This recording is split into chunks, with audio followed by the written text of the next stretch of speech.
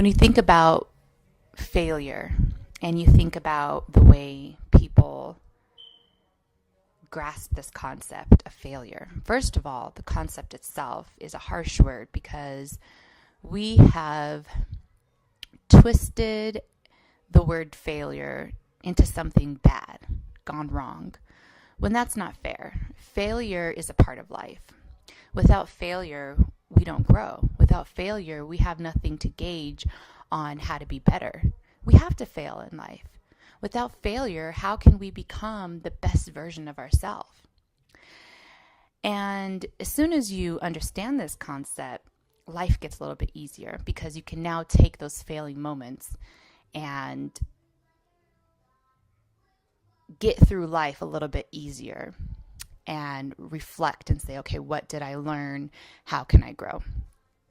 Now, the tricky part is when you take somebody else's failure and make it your own. What does that mean? Take, for example, your loved ones, your spouse, your children. We can so easily see the failure in them and make it our own because we love them, right? We see what we think they should be doing, how they should be living life, what's working, what's not working, because we're close with them. But the moment you take their failure and you make it your own, you're now trying to take their power of their own life journey. You see, because failure has to be your own unique failure to yourself.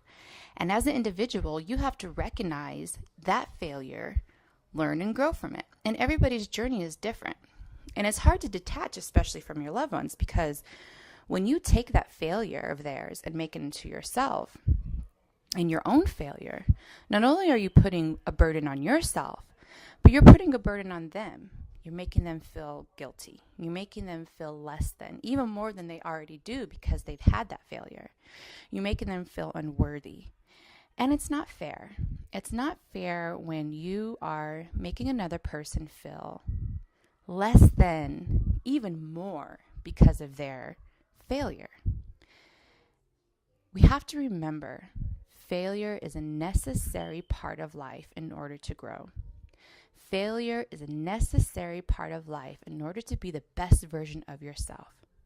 Without failure, how are we to become the best person we are meant to be on this earth while we are here?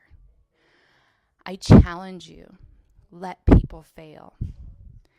Don't take that power of failure away from them and make it your own. Don't make them feel less than because of their failure. Be for them what you need to be in that moment that they need you.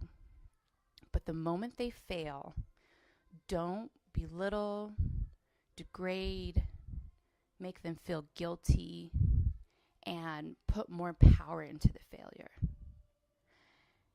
Encourage, lift up when there is failure.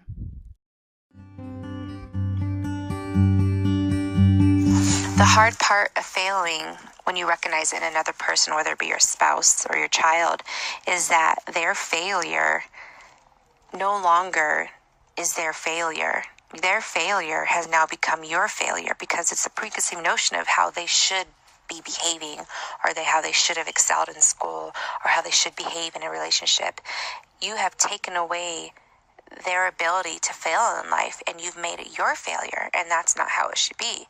Their failure in life is their failure.